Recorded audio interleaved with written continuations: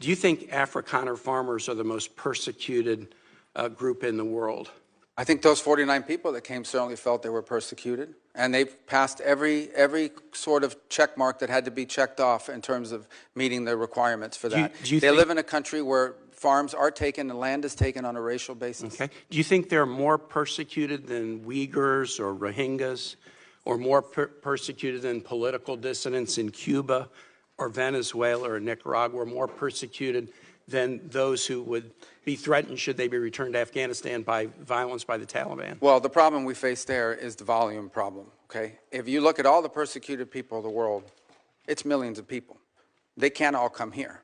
And we had refugee programs. So why prioritize Afrikaner farmers? Well, because it's a small subset, it's a new issue, and the president identified it as a problem and wanted to use it as an example. But that's different from having these refugee programs that were basically spending money to put people up in communities and accommodate them, and it was acting as a magnet. Millions of people entered this country illegally, and today the border is sealed. Let me challenge you, and I'm just going to say for the public, if you want to understand about the, quote, persecution of Afrikaner farmers, go look at the composition of the South African government. Since July of 2024, there's a government of national unity, and the opposition party to the ANC, the Afrikaner Party, the Democracy Alliance, is part of the governing coalition. They joined the governing coalition a year ago, and the leader of that party was given the remit of Agriculture Minister, John Steenhuisen. He is the leader of the former Afrikaner Party, still widely representing Afrikaners. He is the Minister of Agriculture in South Africa right now.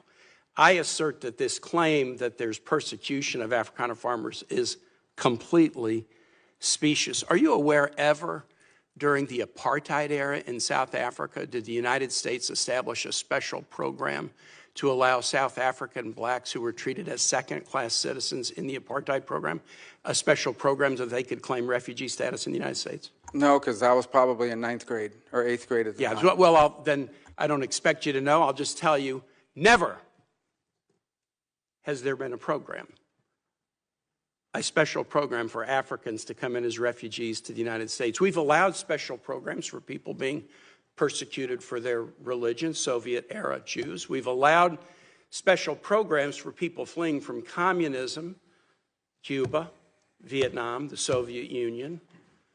We've never allowed a special program to allow Africans into the United States in an expedited refugee status until now.